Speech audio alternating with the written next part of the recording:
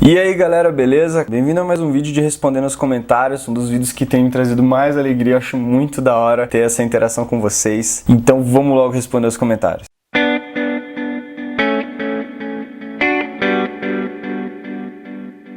Primeiro comentário é do Teco Gamer e ele fala assim: Pinguim, eu tenho uma dúvida, não lembro onde está escrito, acho que lá para o livro de João, Jesus tinha dito para os seus discípulos esperarem em Jerusalém até a descida do Espírito Santo para serem preparados para ser testemunha dele. Minha pergunta é, quem não tem o batismo no Espírito, falar em línguas, pode evangelizar? Cara, para responder essa pergunta a gente tem que ir por partes. Primeiro, respondendo a pergunta já no começo, sim, claro que pode, todos podem evangelizar, inclusive quem não é convertido também Deus usa, tá ligado? Tipo, até a mula, né, velho? Tem um livro muito da hora que eu li do Watchman Nee, chama Testemunho Cristão Normal, e ele fala assim que todo mundo pode pregar o evangelho mesmo que você não tenha conhecimento do evangelho. Você pode contar seu testemunho, entendeu? A partir do momento que a pessoa se converteu, ela já tem algo pra pregar, que é o que aconteceu na vida dela, e provavelmente o testemunho dela vai ser uma das pregações mais genuínas que ela vai fazer na vida. Então sim, cara, quem não é batizado pode sim, quem não é batizado no Espírito pode sim pregar. E agora a gente entra no falar em línguas e ser batizado no Espírito. Cara, a Igreja Evangélica Brasileira, ela tem feito uma ligação entre ser batizado no Espírito Santo e falar em línguas. Essa ligação, ela não existe, cara. Então, tipo, você não pode... Você vê um cara falando em línguas, você não pode ter certeza que ele é batizado no Espírito Santo, entendeu? E o contrário também. Se você vê um cara, você fala, pô, esse cara é batizado no Espírito Santo, mas ele não fala em línguas? Ah, não, então ele não é batizado. Cara, isso não existe. Falar em línguas é um dom, entendeu? E, tipo assim, não é todos que vão ter todos os dons. Cada um existe um dom que foi dado, entendeu? E você vai ter que cumprir com o dom que você recebeu. E a galera não recebe todos os dons. Então vão ter pessoas que não vão ter o dom de falar em línguas. Nem por isso elas não foram batizadas no Espírito Santo, ok?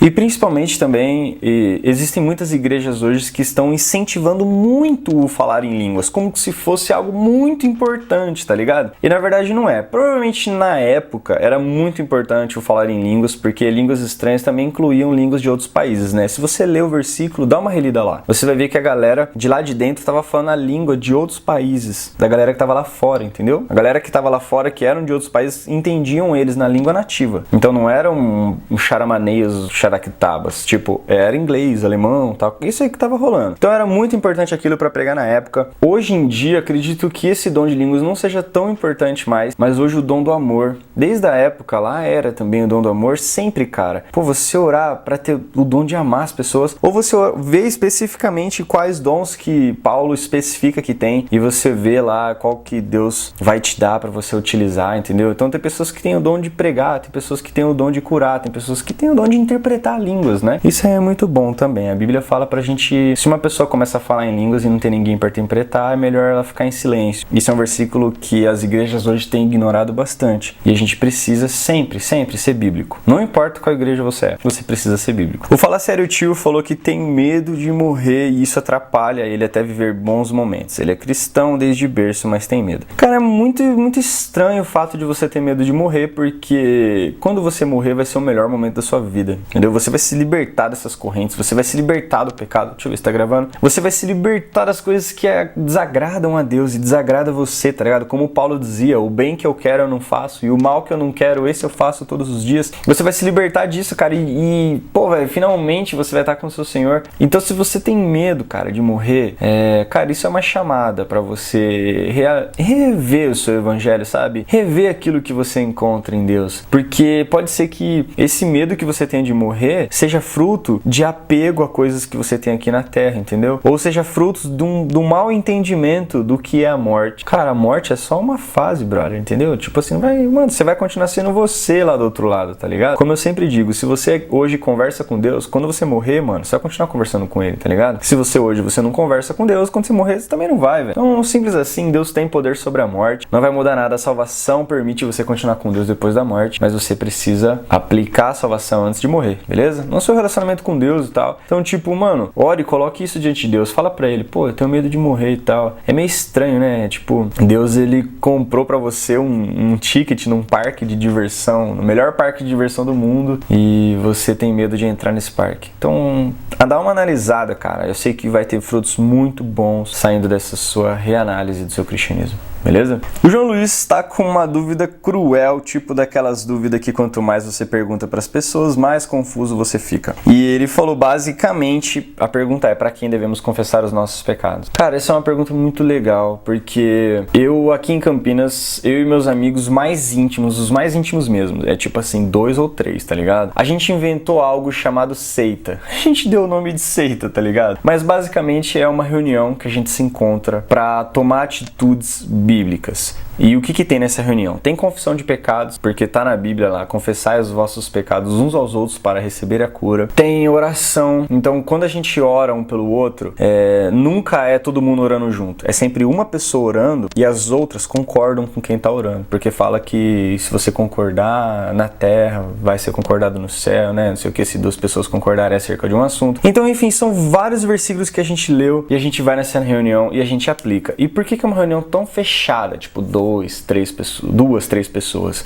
Porque a gente confessa os nossos pecados lá. E, cara, você precisa de uma pessoa de confiança para confessar pecado. Então não tem como numa reunião de 15, 20 pessoas, cara, você confessar seu pecado. Isso não vai ser legal, isso não vai trazer frutos bons. Então, tipo, você precisa de pessoas de muita confiança. Então não adianta ser só um grupo pequeno. Precisa ser uma pessoa de muita confiança. Por que é um grupo pequeno? Porque não tem pessoas que eu posso confiar tanto ao ponto de eu confessar os pecados mais brutais que eu tenho. E por que a gente faz isso? Porque, cara, olha esse versículo, analisa esse versículo, brother, sério. Confessem os vossos pecados uns aos outros para receberem a cura. Dá uma análise nesse versículo, dá uma analisada. Você já percebeu que muitas vezes a gente não recebe a cura? A gente recebe o perdão porque a gente confessa a Deus. Só que a cura vem quando você confessa aos irmãos, brother. Confessar os vossos pecados uns aos outros para receber a cura. Quantas vezes eu, nessa seita aí que a gente se reúne, eu confessava alguns pecados que estavam muito escondidos e depois que eu confessei, eu tive uma força muito maior para lutar contra. Eu não sei, eu não consigo explicar para vocês por quê. Eu sei que está escrito no versículo. Eu fiz o que estava escrito e realmente eu recebi a cura. E aconteceu o que estava escrito. Simples assim. Não consigo explicar. Fiz o que tinha no versículo e aconteceu o que estava escrito no versículo. Simples. Então lembrem desse versículo. Confessem os vossos pecados uns aos outros para receber a cura. Mas é importante você saber que, cara, é difícil você encontrar uma pessoa que você vai confessar pecado e o cara não vai te acusar, o cara não vai fofocar para outras pessoas, que o cara não vai entender errado o pecado. E além disso, seja um pouco inteligente. Não vai confessar pro brother seu mais íntimo que você tem, que você confia nele, não vai confessar para ele que você tá desejando a namorada dele, beleza? Apesar de ser o cara que você mais confia, vai ser complicado você fazer isso, enfim. Todos nós estamos propensos a vários pecados, você precisa ser muito inteligente, mas se você for uma dessas pessoas privilegiadíssimas, assim como eu, que tem amigos que você pode confiar, cara, confesse a eles, porque você vai receber a cura. O Elton Lima falou assim: cara, eu tenho uma dúvida. Eu reconheço e amo demais Jesus Cristo, meu Salvador, porém venho carregado de muitas experiências quânticas. Antigamente eu acreditava muito na vida após a morte. Agora vem a pergunta: crer nessa possibilidade seria pecado? A vida após a morte é o que Jesus prega, cara, entendeu? É o que o Evangelho prega. Nós vamos ter uma vida após a morte. A gente vai pro céu, vai ser salvo, ou então vai pro inferno, mas enfim, a gente vai ter vida após a morte de qualquer jeito. Então eu imagino que você se expressou errado, Elton. Eu imagino que você queria dizer sobre a reencarnação, certo? Não tenho certeza se é isso que você queria dizer. Se não for, foi mal, mas se for, se é pecado você acreditar na reencarnação. Cara, primeiro, você é carregado de muitas experiências quânticas. Cara, eu estou estudando quântica loucamente. Eu estou aprendendo muito sobre o mundo espiritual através da física quântica e isso tem abençoado muito a minha fé, tem abençoado muito a minha vida com Deus. Eu vou te dar um exemplo de como a física quântica tem me abençoado. Eu estava estudando a equação de Schrödinger, cara. A equação de Schrödinger, para quem não sabe, é uma equação tão complicada que ele fez uma parábola que chama o gato de Schrödinger. E nessa parábola do gato de Schrödinger, ele basicamente coloca um gato dentro de uma caixa fechada, sem janela nenhuma, e ele coloca um veneno lá dentro. E esse veneno vai ser liberado no gato através de um dispositivo quântico. E basicamente o dispositivo quântico ele é alterado pelo observador. Então, eu sei que não deu pra entender nada do que eu tava falando, mas basicamente a física quântica acredita que o observador altera a matéria, entendeu?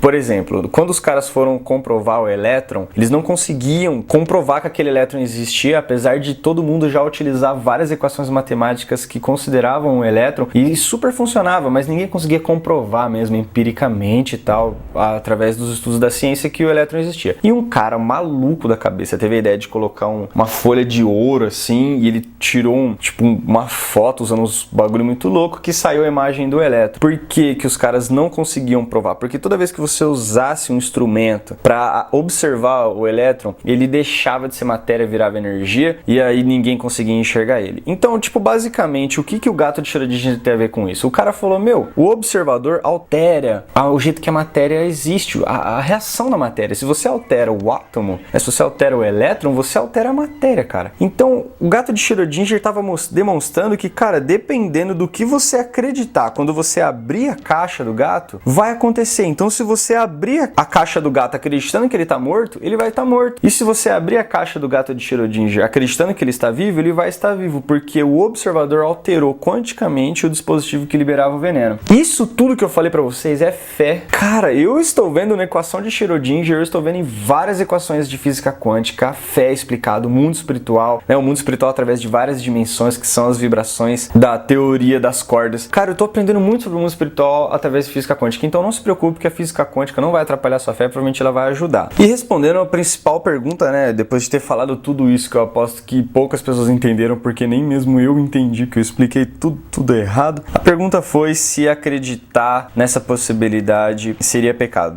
Então eu entendo que você tá perguntando se acreditar na reencarnação seria pecado. Cara, eu não acredito que, na minha opinião, acreditar na reencarnação não é pecado. Não é pecado, tá ligado? Porque, como eu já disse várias vezes, Deus não considera o tempo da ignorância. Então, caso a reencarnação seja errada, se você acredita nela, você tá meio na ignorância, entendeu? Não é maldade, é falta de estudo, alguma coisa do tipo. Então, isso não vai ter um problema, isso não vai ser pecado. Eu acho que o pecado, velho, é você acreditar que crer em algo é pecado. Sabe? Você entende isso? Se você acreditar que, eu tô pensando que reencarnação é pecado. Eu tô pensando em reencarnação, isso é pecado. Não posso pensar nisso. Cara, a partir do momento que você fala não posso pensar em algo, você tá indo pra ignorância, tá ligado? Então, pense em tudo, considere tudo e ore sobre tudo. Deus vai te mostrar aquilo que é pecado ou não. Porque se você começar a evitar pensar em coisas, você vai ser uma pessoa muito manipulada. E hoje existem pessoas malignas por aí. E, cara, você vai ser presa fácil na mão de pregadores que vão querer te manipular pra você ficar na igreja deles dando dinheiro. Então pense sobre tudo, não tem problema pensar, cara. O pecado são outras coisas. Pensar em considerar, por exemplo, considerar que Jesus não morreu na cruz, não é pecado. Não é. Eu tenho certeza que ele morreu na cruz, inclusive ressuscitou, mas você acha que é pecado pensar nisso? Pensar que ele não morreu? Claro que não, você só tá meio enganado. Mas se você continuar pensando nisso e começar a estudar sobre isso, você vai ver que ele morreu e foi crucificado e ressuscitou. Então não tem problema crer numa coisa dessa não, cara. O problema é você parar de estudar, parar de orar sobre as coisas. Esse é um grande problema. O Matheus perguntou assim, quem é o autor do pecado? Cara, eu acho que o pecado não teve autor nenhum, porque eu vejo o pecado como o frio, tá ligado? Quem criou o frio? Você acha que Deus criou o frio? Não, porque o frio não existe. O que existe é a ausência de calor, entendeu? Então o frio não existe um autor do frio, porque o frio não foi criado. Assim como o pecado, não existe um criador do pecado. Eu acredito que o pecado é a falta de Deus, Deus é amor. O pecado é a falta de amor. Não, o pecado em si não existe, ele é a falta de algo. Você entende? Assim como o frio não existe. Apesar de você sentir o frio, apesar de você sentir as consequências do frio, a gente deu um nome para algo que não existe, que é o frio. Mas na verdade, tudo isso é a falta de calor, sabe? A consequência da falta de calor. Você sente a falta de calor. E o pecado não existe. O que existe é a falta de Deus, velho. Apesar de você sentir a consequência do pecado, você na verdade deu o nome para algo que não existe, porque você sente a consequência da falta de Deus. Entendeu? Então, não existe para mim, sei lá se eu tô errado, mas não existe autor de pecado. É isso aí, galera, espero que vocês tenham gostado de mais esse vídeo. Cara, eu tô muito empolgado com esses vídeos, apesar de ser um pouco difícil, gravar 3 vídeos por semana, essa empolgação ajuda bastante, Inclusive esse negócio de sentimento, eu tava conversando com um amigo sobre você adorar a Deus usando sentimento, tá ligado? Música e tal. Eu acho que a gente precisa de um equilíbrio disso, sabe? Não tem problema a gente usar música, usar uma emoção pra adorar a Deus, mas não pode ser só isso. E eu acho que também não pode ser só intelecto, só estudos, acho que tem que ter os dois. Nesse vídeo aqui do John Piper, ele fala sobre que Deus é melhor que sexo. Um dos melhores vídeos que eu assisti dele, cara. Por favor, assistam. E nesse vídeo ele fala que o problema do ser humano é que ele está intelectualmente e emocionalmente desconectado de Deus. Essa é a parada, entendeu? Então, na busca por Deus, procure os dois sempre, emocionalmente e intelectualmente, amém? Então vamos orar para agradecer. Deus, obrigado por mais esse vídeo do Alasca. Obrigado por essa galera que sempre posta pergunta, que sempre tá junto. Todos nós somos espectadores do Alasca, inclusive eu assisto o Alasca, eu aprendo muito e tento aplicar na minha vida. Então que o Senhor nos abençoe, Pai, que o Teu Espírito nos convença do pecado, da justiça e do juízo, que a gente consiga aí uns avanços na nossa vida com Deus esse ano, que seja muito melhor do que foi ano passado e que seja assim ano após ano, Pai. Que a gente sempre seja vitorioso aos Seus olhos, seja lá o que for que é ser vitorioso para você, Deus, mas que essa seja a nossa preocupação. No nome de Jesus. Amém. Amém? Galera, se você curtiu esse vídeo, já sabe, dá o like aqui embaixo, isso ajuda demais. Obrigado por ter assistido até aqui, cara, um vídeo imenso. Tipo, você veio até aqui, valeu, brother. Valeu mesmo pela força que vocês me dão. Compartilha no Face. E eu tô recebendo comentários de uma galera que veio por indicações e tal. Então, tipo, além de compartilhar no Face, pense em alguém que você acha que curtiria, que seria bom assistir o vídeo, sabe, que seria abençoado. Manda pra essa pessoa também. Muito obrigado por ter assistido o vídeo até aqui e até o próximo vídeo.